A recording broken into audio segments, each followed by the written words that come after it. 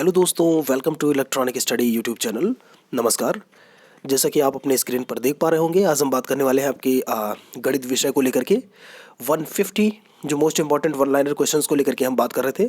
तो यहाँ पर ये है आपका भाग संख्या 4। यहाँ पर आप देख सकते हो, ठीक है। तो पार्ट नंबर 4 के बारे में आज पूरी तरीके से हम बात करने वाले हैं। DElEd second semester, UP TET, C TET या आपकी जितनी भी परीक्षाएं होती हैं इससे रिलेटेड, या आप कहीं भी कॉम्पिटिटिव पेपर्स को लेकर के बात करें तो सिंप्लीफिकेशन वगैरह तो आपको देखने को मिलता ही है। और एक चीज़ मैं आप लोगों को बता दूं, फर्स्ट सेमेस्टर के लिए भी यह बहुत इंपॉर्टेंट है, ठीक है।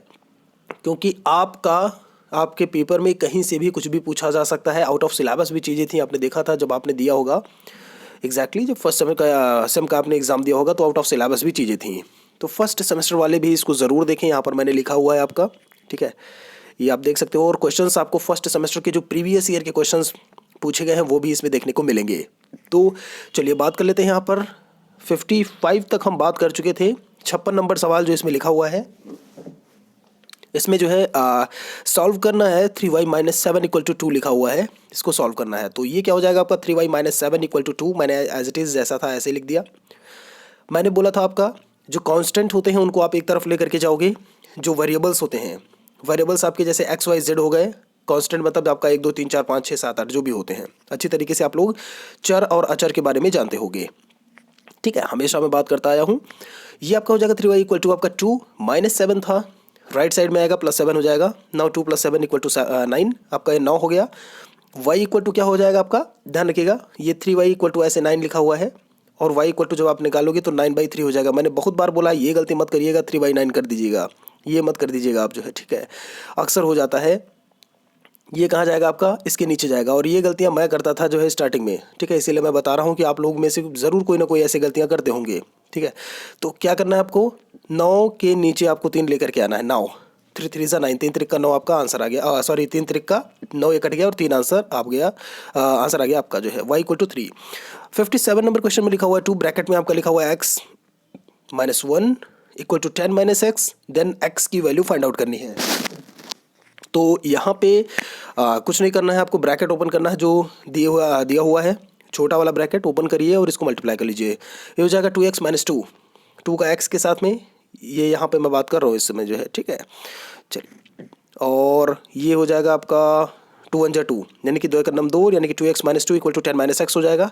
नाउ आप जो वेरिएबल्स हैं उनको एक तरफ लेकर के आइए और जो कांस्टेंट है उनको एक तरफ। यहाँ पर देखिए 2x यहाँ पर -x था, इधर आएगा +x हो जाएगा। ये -2 था, इधर जाएगा +2 हो जाएगा। दैट मीन्स 10 + 2 3x = 12 हो जाएगा।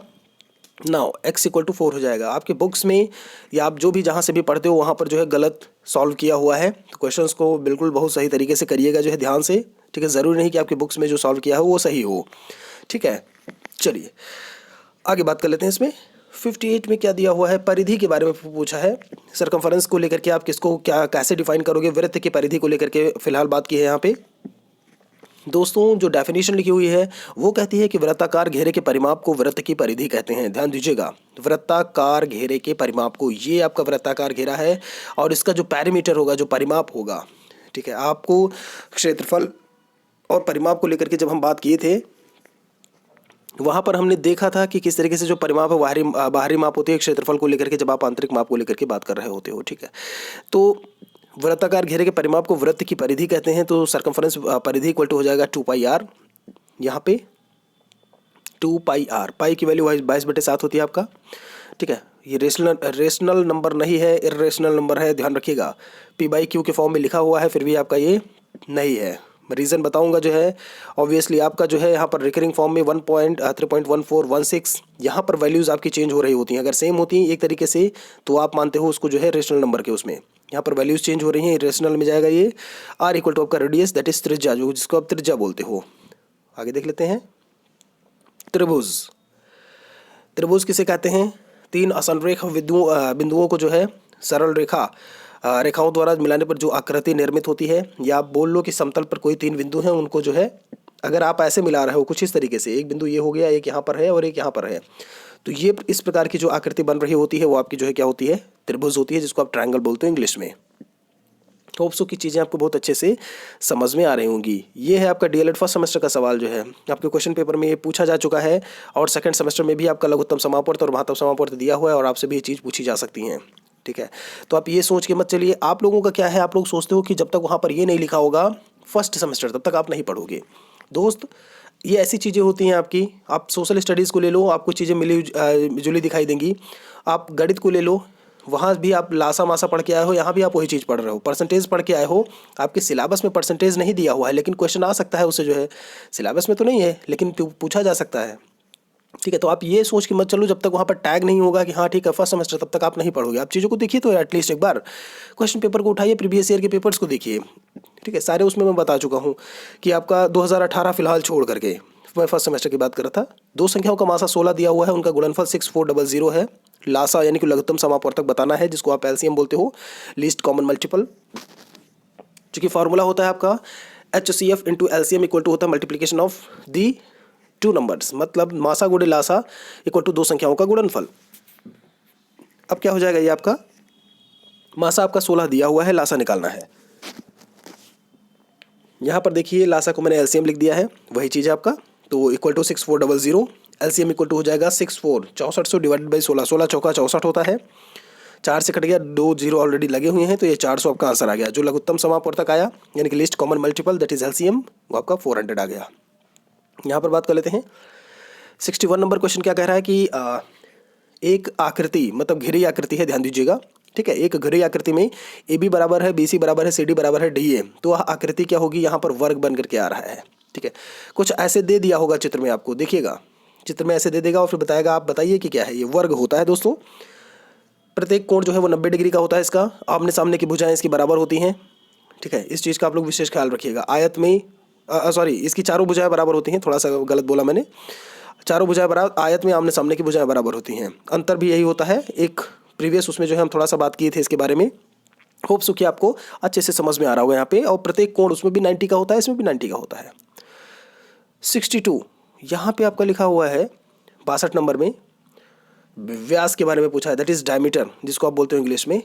पूछा है डायमीटर आप डिफाइन कैसे करोगे, आप चीज़ों को लिख तो दिए, आपको पता है ये मैंने गोला बनाया और ये बीच में लाइन खींच दिया, ये आपका डायमीटर हो गया पूरा का पूरा। कहाँ से कहाँ तक, ये मान लीजिए ए है, ये बी है, ए बी आपका डायमीटर है, और यहाँ पर मान लीजिए कोई पॉइंट अगर सी आ गया तो ए सी और सी बी ये आपकी त्रिज्याएं हैं, ये तो पता है, लेकिन आप डिफाइन कैसे करोगे, हाउ यू विल राइट। ठीक है, आप कैसे लिखोगे, तो आपका है ये कि वृत्त पर स्थित किन्हीं दो बिंदुओं को मिलाने वाली वह सरल रेखा जो वृत्त के केंद्र से होकर के जाती है। ध्यान दीजिएगा क्या बोला, वृत्त के पर स्थित किन्हीं दो बिंदुओं को, एक बिंदु आपका जैसे ये गोला है, एक बिंदु ये हो गया और एक बिंदु यहाँ पर हो गया, दो बिंदुओं को मिलाने वाली जो सरल रेखा होती है, ये आपकी सरल रेखा हो गई। एक सिंपल सी लाइन, एक लीनियर सी लाइन जो है, जो वृत्त के केंद्र से होकर जाती है। केंद्र कहाँ होता है भाई, आप जो प्रकार लेकर के बनाते हो यहीं बनाते होंगे ना, धर के ऐसे गोला खींचते हो ऐसे, यहाँ पर उसका जो है पिन होता है, तो ये आपका केंद्र हो गया आपका। ठीक है, कोई भी पॉइंट मान लो उसको, तो वो आपकी व्यास होती है। यहाँ पर देखिए लिखा हुआ है ए बी जो पूरी रेखा है ये आपकी क्या है, ये व्यास है। यहाँ पर ए ओ त्रिज्या है और ओ बी एक त्रिज्या है, ऐसे ही लिखा है। 63 में थोड़ा जान लेते हैं। यहाँ पर देखिए लिखा हुआ है आपका कि व्यास और त्रिज्या में संबंध क्या होता है। व्यास यानी डायमीटर बराबर 2 इंटू त्रिज्या। आप खुद ही देख लीजिए, यहाँ पे मैंने बोला आपको क्या करना है, आप जब इसको और इसको 2 टाइम मल्टीप्लाई करोगे तो ये पूरा आ जाएगा ना। वही तो मैंने बोला आपका ए ओ और ओ बी क्या है, त्रिज्याएं हैं। इनको दोनों को आप जब गुणा कर लोगे जो है, तो आपकी पूरी पूरी वैल्यू जो है ए बी आ जाएगी। चलिए आगे बात कर लेते हैं। मल्टीप्लिकेशन में लिखा हुआ है, ध्यान रखिएगा संबंध जो है, ये आपका फर्स्ट सेमेस्टर का क्वेश्चन 240 का 10%। 2-3 सवाल हैं फर्स्ट सेमेस्टर के हैं और आपके लिए भी बहुत इंपॉर्टेंट है। परसेंटेज ऐसे सवाल आपसे पूछे जा सकते हैं, तो पहले से ही सचेत रहिए, थोड़ा सा रिवीजन भी कर लीजिए। और जो फर्स्ट वाले हैं वो पढ़ लें शुरुआत से। 240 वहाँ पे 240 लीटर करके लिखा था, उसका 10%, यहाँ पर 240 का 10% आप निकाल लीजिए। 10% मतलब प्रतिशत का मतलब ही होता है डिवाइड बाई 100। कुछ करना ही नहीं है आपको, बस जहाँ पे परसेंटेज हो लिखा है x% मतलब x/100 बोल रहा है वो, बस कर दीजिए आप जो है। भाई 240 लिखा ही हुआ था और मैंने 10% तो 10/100 हो गया आपका। ये कट गया 10 दहामा 100 और ये आपका 24 दहामा 240, 24 आपका आंसर आ गया। वहाँ पे 24 लीटर करके आंसर आएगा, चूँकि लीटर में दिया हुआ था। आपको परसेंटेज निकालना आना चाहिए जो है, यूनिट्स आप लिख लोगे। ठीक है, अगर उसमें कोई चेंज नहीं हो रहा है तो नहीं तो फिर चेंज करना पड़ता है। 65 में आपका लिखा हुआ है यहाँ पे, ध्यान से देखिएगा, ब्रैकेट में x + y + z, फिर में माइनस लगा है, ब्रैकेट वहाँ पे क्लोज है। ब्रैकेट फिर से है आपका open x minus y plus z equal to value कितनी आएगी, कुछ नहीं करना है, ब्रैकेट्स को ओपन कर दीजिए और प्लस और माइनस का ख्याल रखिएगा। ध्यान से सुनिए, प्लस का आपका प्लस होता है, माइनस प्लस का माइनस होता है, प्लस माइनस का माइनस होता है और माइनस माइनस का क्या होता है, प्लस होता है। ठीक है, चलिए x plus y plus z minus x ऐसे ही है, ये माइनस प्लस वाई हो गए, यहाँ पर देखिए प्लस वाई लिखा हुआ है, और ये वाला माइनस ये वाला प्लस, माइनस प्लस माइनस हो गया और माइनस जेड आ गया। अब देखिए यहाँ पे, यहाँ माइनस जेड है, ये प्लस जेड है, कैंसिल हो गए आपके, कट गए, प्लस एक्स है, माइनस एक्स से कट गए, क्या बचा, एक ये वाला वाई और एक ये वाला वाई, दोनों प्लस में है, 2y आपका आंसर आ जाएगा। ठीक है, कितना 2y आंसर आ जाएगा। ये भी बुक्स में आपके जो है गलत दिया हुआ है इसके सॉल्यूशन को, ध्यान से देखिएगा, खुद से थोड़ा करके देखिएगा, ऐसे में नहीं तो गलती हो सकती है। ठीक है, आपने बुक में देखा, आप बोलोगे बुक में ये दिया हुआ था। ठीक है, तो खुद से थोड़ा सा करके देखिएगा। और एक चीज़ मैं आप लोगों को बता दूँ, गलती मुझसे भी हो सकती है। ठीक है, तो अगर कुछ गलतियाँ होती हैं तो प्लीज़ कमेंट में ज़रूर बताएं। ये 66 नंबर 66 नंबर आपका है -8, ब्रैकेट में लिखा हुआ है ये +7, ध्यान देखिएगा, ये 7 नहीं है, ये प्लस लिखा हुआ, ये प्लस है, आप 7 से कुछ भी मान लो आप यहाँ पे, वैसे +75 लिखा हुआ है, इंटू 0 का मान बताना है। दोस्तों सीधा सीधा आपका जब मल्टीप्लिकेशन में उसको 0 से मल्टीप्लाई कर दिया है, सब कुछ आपका यहाँ भी मल्टीप्लाई है, यहाँ भी मल्टीप्लाई है, और उसको 0 से कर दिया है, तो कुछ सोचना ही नहीं है, आंसर तो आपका 0 ही आएगा। आप कितना भी कर लो, 0 से आप किसी भी संख्या को गुणा करोगे, आंसर क्या आएगा आपका, 0 आएगा, आंसर आपका 0 आएगा यहाँ पे फिर। ठीक है, 2480 का कितना % है, आप लोगों को कुछ याद आया होगा डीएलएड सेकंड सेमेस्टर वालों को, ऐसे सवाल, और फर्स्ट सेमेस्टर वाले जान ले, बहुत इंपॉर्टेंट क्वेश्चंस ऐसे हैं जो है आपके। ठीक है, कि 24 कॉमा लगा हुआ है, 80 का कितना % है, कौन कहाँ पे आप रखोगे और कैसे निकालोगे, बहुत इंपॉर्टेंट है ये, इस चीज़ का ख्याल रखिएगा। 24 80 का, तो 24 आप ऊपर लिख दो, 80 नीचे लिख दो, बस इंटू 100 कर दो, परसेंटेज चूंकि पूछा है इंटू 100 कर दो, जो आंसर आएगा वही आपका उत्तर होगा यहाँ पे। तो यहाँ पर आप जब इसको करोगे तो 24 गुणे 100 2400 हो गया, डिवाइड बाई 80, इस 0 से ये 0 गया, और 8 3 24 यानी कि 30% जो है आपका आंसर आ जाएगा। ध्यान रखिएगा, इस चीज़ का विशेष ख्याल रखिएगा। चलिए आगे बात कर लेते हैं। 68 में लिखा हुआ है आपका, दिख रहा होगा स्क्रीन पे, 3/5 प्लस ब्रैकेट में लिखा हुआ -2/5, जोड़ना है इसको, चूँकि प्लस और माइनस का आपका यहाँ पर देखिए प्लस माइनस साइन है, माइनस हो गया आपका बीच में, तो 3/5 -2/5 अच्छी तरीके से हम फर्स्ट सेमेस्टर में पढ़े थे, याद करिएगा। जब नीचे आपका जो है हर समान, जिसको जो आप जो डिनोमिनेटर कहते हो, हर अगर समान है तो ऊपर वाले को प्लस है तो प्लस कर लीजिए सीधे सीधे, माइनस है तो माइनस कर दीजिए। जब 5 नीचे दिया हुआ है तो नीचे आप 5 लिख दीजिए, ऊपर माइनस करने को बोला है तो 3 - 2 कर दीजिए, 3 - 2 1 आया और 5 नीचे ऑलरेडी था, तो 1/5 यानी 1/5 आपका उत्तर आ जाएगा। उम्मीद करते हैं बहुत अच्छी तरीके से आपको समझ में आ रहा होगा। और जब हर आपके जो है समान हो तो गुणा कर दीजिए, ठीक है, तब आंसर आ जाएगा आपका। उभयनिष्ठ स्पर्श रेखा क्या होती है, ध्यान से देखिएगा इसको थोड़ा सा। दो वृत्तों को स्पर्श करने वाली जो रेखा होती है, दो वृत्तों को स्पर्श करने वाली रेखा, ये आपके दो वृत्त हो गए। एक स्पर्शी रेखा कोई इस तरीके से अगर जा रही होगी, बाहरी तरीके से दो वृत्तों को स्पर्श करने वाली जो रेखा होती है वो उभयनिष्ठ। उभयनिष्ठ मतलब क्या होता है, कॉमन, दोनों में एक ही रेखा हो, कॉमन, जैसे मैंने बोला 20 से चली गई आपकी एक ही रेखा हो, छूती हुई चली गई बाहर से, तो वो उभयनिष्ठ स्पर्श रेखा होती है। 70 नंबर क्वेश्चन यहाँ पर लिखा हुआ है 7/11, डिवाइड का साइन है इसमें, 5/4 लिखा हुआ है। दोस्तों फर्स्ट उसमें हम बात किए थे सेमेस्टर में, डिवाइड जहाँ भी हो भाग करने का, उसको आप जो है गुणा कर दीजिए, गुणा करने पे डिजिट्स जो होती हैं, अंश का हर और हर का अंश हो जाता है, जो सेकंड वाली डिजिट होती है इसका। मैंने उसकी जगह गुणा का निशान लगाया, ये आपका 4 ऊपर चला गया, 5 नीचे आ गया, 4/5 हो गया। सीधे सीधे गुणा कर लेना होता है जब आपका मल्टीप्लिकेशन में होता है। 7 चौक 28 और 11 5 55, 28/55 आपका आंसर आ गया। सेकंड क्या कह रहा है यहाँ पे देख लेते हैं थोड़ा सा। सेकंड क्वेश्चन यहाँ पे 7/18 डिवाइडेड बाई 4/-9 लिखा हुआ है, ध्यान दीजिएगा। तो अब जब -9 है तो आप थोड़ा सा उसको ब्रैकेट में लिख लेंगे तो थोड़ा स्पष्टता जो है सही तरीके से पता चलेगा। 7/18 इंटू मैंने गुणा कर दिया, ये डिजिट्स आपकी फिर से पलट गई, -9/4 हो गया ये। और फिर क्या है आपका 7 9 63, या फिर आप 9 दूनी 18, इसको यहीं पे काट दीजिए तो आसान हो जाएगा। और तो 7 का 7 हो गया, और यहाँ पर 2 चौके 8 और माइनस था तो माइनस लगा दिया मैंने, -7/8। कोई भी चीज़ अगर आपको समझ में नहीं आ रही है तो कमेंट में ज़रूर बता दीजिएगा। कॉमन सी चीज़ें हैं जो मैं अभी तक बताता आया हूँ, वही मैं यहाँ पर बता रहा हूँ, ठीक है।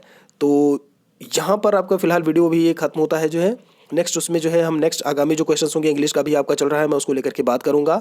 वीडियो को शेयर करते रहें जितना ज़्यादा हो सके अपने दोस्तों सहपाठियों के साथ में। जो नए हैं प्लीज़ सब्सक्राइब कर लो आप लोग चैनल को, जो है रेड बेल आइकन को भी प्रेस करना बिल्कुल से मत भूलिएगा। नोटिफिकेशन की बटन होती है वो आप जब उसको प्रेस करते हो उस घंटे को जो लाल वाला है, तो आपको नोटिफिकेशन मिलता है। जो भी वीडियोज़ या लेक्चर्स में अपलोड करूँगा तो आपको दिक्कत नहीं होगी फिर खोजने में या जो भी है, ठीक है। आपको नोटिफिकेशन मिल जाया करेगा तुरंत कि हाँ ठीक है मैंने कुछ अपलोड किया है। तो सब्सक्राइब ज़रूर कर लें, शेयर करें। अगर कुछ समझ में नहीं आ रहा है तो कमेंट में आप बता सकते हो। जल्दी मिलते हैं नेक्स्ट वीडियो में एक नए प्रकरण के साथ में। Thanks for watching this video.